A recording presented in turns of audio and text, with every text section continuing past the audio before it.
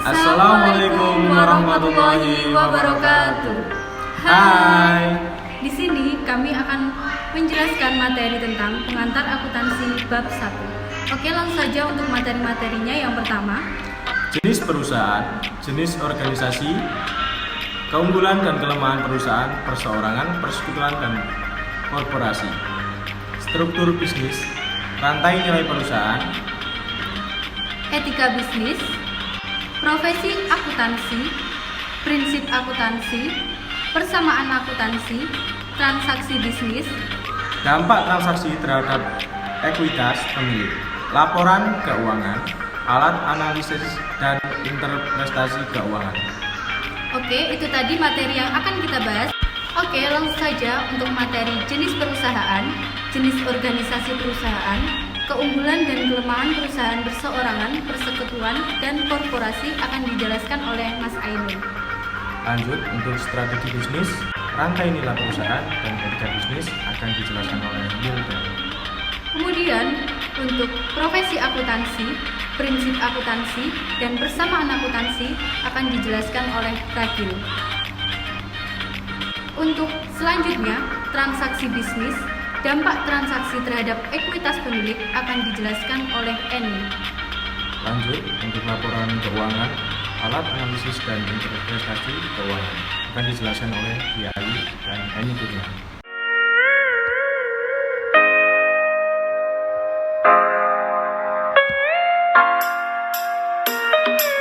Oke, langsung saja yang pertama untuk jenis perusahaan.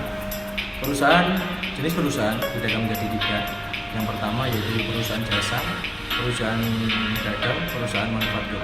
Untuk yang pertama, perusahaan jasa, yaitu contoh saja perusahaan di Telkom, yaitu memproduksi telekomunikasi. Untuk Garuda Indonesia yaitu transportasi. Lanjut ke perusahaan dagang.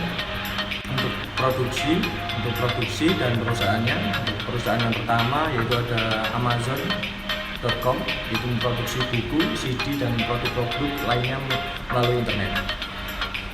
Ada juga di perusahaan manufaktur. Perusahaan manufaktur ada seperti Honda, ada Sony, Coca-Cola. Untuk Honda memproduksi seperti mobil dan motor. Untuk perusahaan Coca-Cola yaitu memproduksi seperti minumannya. Untuk perusahaan lainnya ada di Sony, memproduksi barang elektronik. Lanjut, yaitu jenis organisasi perusahaan.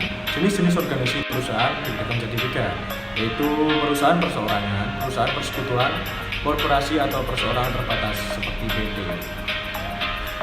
Untuk keunggulan dan kelemahan perusahaan perseorangan, yaitu 1, ada kemudahan pengaturannya. Mengatur di sebuah perusahaan perseorangan itu sangatlah mudah. Untuk yang kedua adalah biaya pengelolaan yang rendah. Biaya pengelolaan yang rendah itu karena kita memproduksi hanya seorang sendiri, jadi kita butuh modal itu tersendiri. Lanjut untuk kelemahannya yaitu sumber daya keuangan yang terbatas. Karena kenapa? Keunggulan uang kita terbatas, tergantung kita sendiri memproduksinya seperti apa. Lanjut untuk yang kelemahan yang kedua yaitu kewajiban yang tidak terbatas. Kenapa kewajiban yang tidak terbatas? Karena kita berusaha itu sendiri, mau kita libur, mau kita lanjut berusaha itu terserah. Untuk kelemahannya, kewajiban yang tidak terbatas karena kita wajib, karena kita ikut di persekutuan. Langsung saja lanjut ke unggulan dan kelemahan perusahaan koperasi. Keunggulan yang pertama yaitu kemampuan untuk mendapatkan sumber daya dalam jumlah besar melalui penerbitan saham. Untuk kelemahannya yaitu pengenaan pajak ganda. Oke, selanjutnya di sini saya akan menyampaikan materi tentang strategi bisnis. Strategi bisnis adalah serangkaian rencana dan tindakan terintegrasi yang didesain bagi perusahaan sebagai sarana untuk memperoleh keuntungan melebihi pesaingnya sekaligus untuk memaksimalkan laba. Strategi bisnis dibagi menjadi 2, yaitu strategi biaya rendah. Strategi biaya rendah merupakan strategi suatu perusahaan mendesain dan menghasilkan produk atau jasa dengan kualitas yang diterima konsumen pada biaya yang lebih rendah dibandingkan dengan para pesaingnya. Strategi yang kedua yaitu strategi diferensiasi. Strategi diferensiasi merupakan strategi sebuah perusahaan mendesain jasa yang memiliki kekhususan atau karakteristik yang unik sedemikian rupa sehingga konsumen bersedia membayar harga yang lebih kisahnya. Rantai nilai perusahaan adalah cara yang dilakukan perusahaan untuk memberi nilai tambah bagi pelanggannya melalui pemrosesan input menjadi produk atau jasa. Rantai nilai yang pertama yaitu input, nilai yang kedua yaitu proses bisnis, yang ketiga produk atau jasa, dan yang keempat nilai pelanggan. Etika bisnis, prinsip moral yang menjadi dasar bagi perilaku yang etis. 1. Hindari pelanggaran etika yang kecil. 2. Pusatkan perhatian pada reputasi jangka panjang. 3. Bersiaplah menghadapi konsekuensi yang kurang baik bagi diri Anda bila berpegang pada perilaku etis. Oke, di sini saya akan menjelaskan tentang profesi akuntansi. Akuntan yang bekerja pada perusahaan bisnis atau organisasi nirlaba disebut sebagai akuntan swasta. Sedangkan akuntan yang sifatnya yang memberikan jasa akuntansi berdasarkan honor disebut sebagai akuntan publik. Yang selanjutnya ada prinsip akuntansi. 1. Konsep entitas usaha. Konsep ini mengharuskan agar aktivitas usaha dicatat secara terpisah dari aktivitas pihak yang berkepentingan. 2. Konsep biaya. Konsep biaya ialah dasar untuk mencatat harga pertukaran atau biaya akuisis dalam catatan akuntansi. 3. Konsep objektivitas. Konsep ini mengharuskan agar catatan dan laporan akuntansi didasarkan pada bukti yang objektif. 4. Konsep unit pengukuran. Konsep ini mengharuskan data ekonomi dicatat dalam satuan mata uang. Persamaan akuntansi. Aset sama dengan kewajiban plus ekuitas. Aset sendiri ialah sumber yang dimiliki oleh perusahaan, sedangkan kewajiban adalah hak kreditor yang mencerminkan utang perusahaan, sedangkan ekuitas adalah hak pemilik perusahaan. Oke, di sini saya akan menjelaskan materi tentang transaksi bisnis. Transaksi bisnis adalah peristiwa atau kondisi ekonomi yang secara langsung mengubah kondisi keuangan suatu entitas atau secara langsung mempengaruhi hasil operasinya. Oke, langsung saja untuk contoh soalnya. Tanggal 1 Desember 2010, Diah Ayu mendirikan perusahaan yang dinamakan Global Company. Untuk yang A, Diah Ayu membuka rekening bank atas nama Global Company dan menyetorkan dana sebesar $40 ke rekening tersebut. Di mana di sini aset sama dengan ekuitas pemilik. Aset merupakan kas dan ekuitas pemilik merupakan modal Diah Ayu. Kas bertambah $40 dan untuk modal Diah Ayu bertambah 4. Kemudian untuk yang B, Global Company membeli tanah senilai $20. Tanah merupakan aset. Tanah bertambah, otomatis ketika kita membeli, kas akan berkurang. Kas yang awalnya $40 berkurang $20 menjadi $20. Tanah bertambah senilai $20 dan untuk modal Diah Ayu tetap $40. Kemudian untuk soal yang C, selama bulan itu Global Company membeli perlengkapan secara kredit senilai $1.500. Pembelian secara kredit di sini otomatis kita tidak langsung mengeluarkan uang. Jadi pembelian di sini diartikan sebagai utang usaha, di mana utang usaha merupakan kewajiban dan untuk perlengkapan merupakan aset. Kemudian ditulis kas tadi $20, perlengkapan bertambah senilai $1.500, tanah tetap $20, utang usaha bertambah $1.500 dan untuk modal Diah Ayu tetap senilai $40. Kemudian untuk soal yang D, Global Company memberikan jasa kepada pelanggannya membukukan pendapatan sebesar $8.000 dan menerimanya secara tunai. Di sini memberikan jasa otomatis kita akan mendapatkan uang. Uang merupakan kas. Kas merupakan aset. Jadi di sini kas bertambah senilai $8.000 dan untuk modal bertambah senilai $8.000. Jadi untuk penulisannya, kas tadi $20 ditambah $8.000 sama dengan $28.000. Kemudian untuk perlengkapan tetap $1.500, tanah tetap $20.000 dan untuk utang usaha tetap $1.500. Kemudian untuk modal GHAYU $40.000 ditambah $8.000. Kemudian untuk soal yang E, Global Company membayar beban-beban berikut: gaji $2.000, sewa $1.500, rupa-rupa $800. Nah, otomatis ketika kita memberikan gaji, membayar sewa, membayar rupa-rupa, otomatis kas kita akan keluar. Jadi $2.000 ditambah $1.500 ditambah $800 adalah senilai $4.300.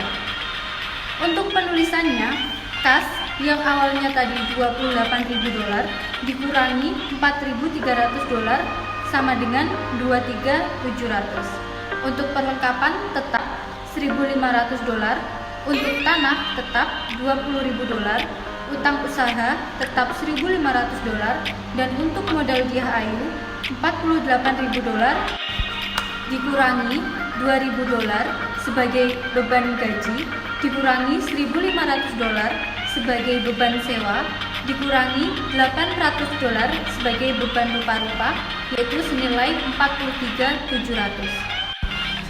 Kemudian untuk soal yang F, Global Company membayar kreditor sebesar $1.000 selama bulan tersebut. Otomatis kas kita berkurang.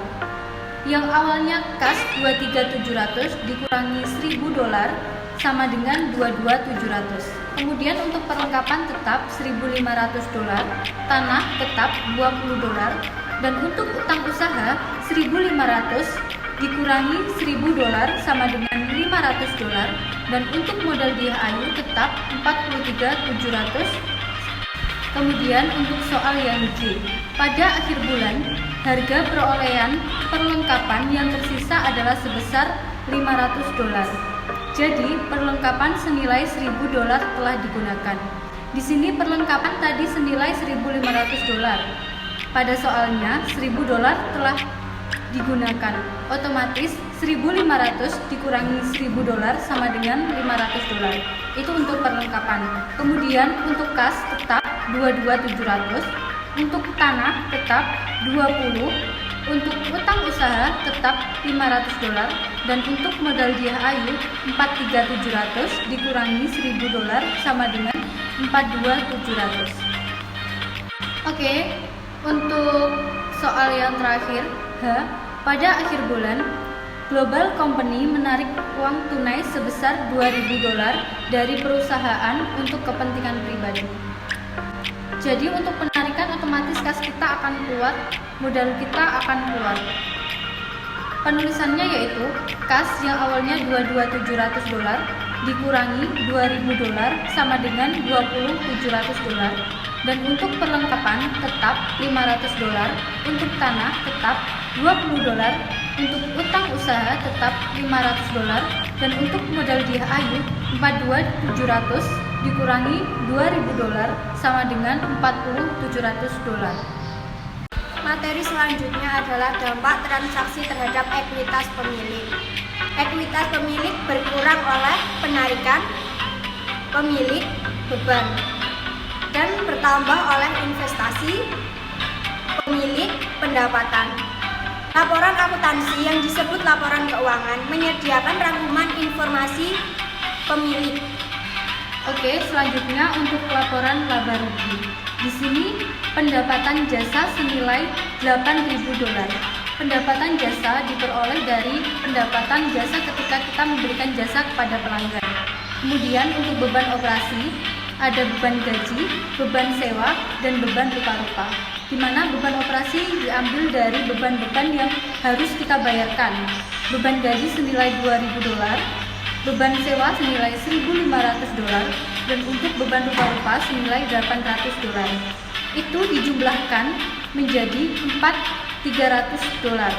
Kemudian Untuk mendapatkan laba bersih, $8.000 dikurangi $4.300 adalah senilai $3.700. Maka dari itu, di sini kita mendapatkan laba bersih senilai $3.700. Kemudian untuk laporan ekuitas pemilik. Di sini ada modal Dia Ayu pada tanggal 1 Desember 2010. Nah, di sini kita kan belum ada modal, otomatis ditulis 0. Kemudian untuk investasi pada 1 Desember 2010. Investasi pada 1 Desember 2010 itu kita dapatkan dari awal kita membuka rekening itu senilai $40. Kemudian untuk laba bersih bulan Desember yang sudah kita jumlah tadi senilai $3.700. $40 ditambah $3.700 yaitu senilai $4.300. Kemudian dikurangi penarikan. Penarikan di sini diambil dari penarikan pribadi yaitu senilai $2.000. Kemudian untuk kenaikan ekuitas pemilik di sini ada $41.700. $41.700 diperoleh dari $4.300 dikurangi $2.000 yaitu $41.700. Itu merupakan modal Dia Ayu pada tanggal 30 Desember 2010. Kemudian untuk neraca. Di sini aset terdapat kas, perlengkapan, tanah, dan untuk kewajiban terdapat utang usaha, ekuitas pemilik terdapat modal. Untuk aset, kas tadi ada $20.700, perlengkapan ada $500, dan tanah ada $20. Itu dijumlahkan senilai $41.200.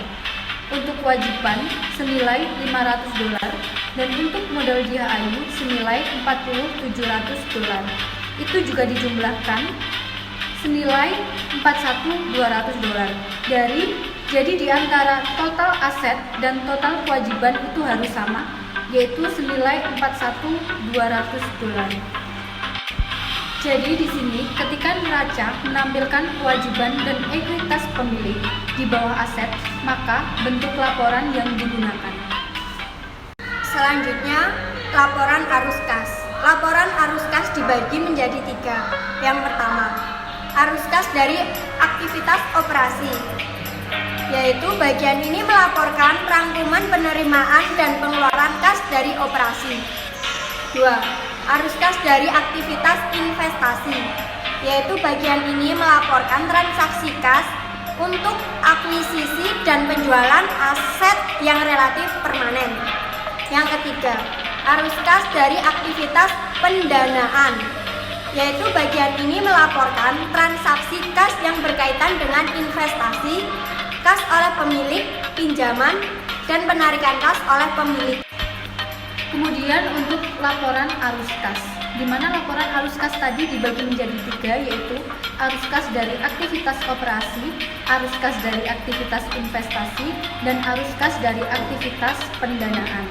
Untuk arus kas dari aktivitas operasi ada kas yang diterima dari pelanggan senilai $8.000. Nah, kas yang diterima dari pelanggan itu merupakan jasa yang kita berikan. Kemudian dikurangi pembayaran kas untuk beban dan pembayaran kreditor. Nah, di sini beban tadi ada beban sewa, beban gaji, dan beban rupa-rupa. Kemudian pembayaran kreditor juga. Jadi di sini ada senilai $5.300 itu dijumlahkan. Jadi untuk arus kas bersih dari aktivitas operasi ada senilai $2.700. Di mana $2.700 didapatkan dari $8.000 dikurangi $5.300. Kemudian untuk arus kas dari aktivitas investasi, ada pembayaran kas untuk pembelian tanah. Tadi kita membeli tanah senilai $20. Kemudian untuk arus kas dari aktivitas pendanaan, ada kas yang diterima dari pemilik senilai $40.000. Nah, $40.000 tersebut berasal dari investasi pertama dari Dia Ayu. Kemudian dikurangi penarikan kas oleh pemilik. Tadi senilai $2.000. Jadi untuk mendapatkan arus kas bersih dari aktivitas pendanaan $40.000 dikurangi $2.000, yaitu senilai $38.000. Selanjutnya, untuk mendapatkan arus kas bersih dari aktivitas pendanaan $38.000 ditambah $2.700, kemudian dikurangi $20 untuk pembelian tanah, yaitu senilai $20.700. Nah, $20.700 di sini kita harus sama dengan nilai yang ada di neraca tersebut. Di neraca tadi kan jumlahnya sama $20.700, dan untuk laporan arus kas sama juga $20.700. Selanjutnya, alat untuk analisis dan interpretasi keuangan. Rasio kewajiban terhadap ekuitas pemilik meningkatkan pemilik perusahaan seperti Diah Ayu untuk menganalisis kemampuan perusahaan untuk bertambah dalam kondisi bisnis yang buruk. Rumusnya yaitu rasio kewajiban terhadap ekuitas pemilik sama dengan total kewajiban bagi total ekuitas pemilik atau total ekuitas pemegang saham. Kemudian untuk contoh soalnya, rumusnya adalah rasio kewajiban terhadap ekuitas pemilik. Nah, untuk total kewajiban, kita mendapatkan total kewajiban itu dari utang usaha, di mana utang usaha tersebut adalah $500. Kemudian, untuk total ekuitas pemilik didapat dari modal Diah Ayu. Jadi, $500 dibagi $37.700 sama dengan 0,013. Oke, itu tadi penjelasan dari materi kelompok 5. Sekian dari kelompok kami. Wassalamualaikum warahmatullahi wabarakatuh.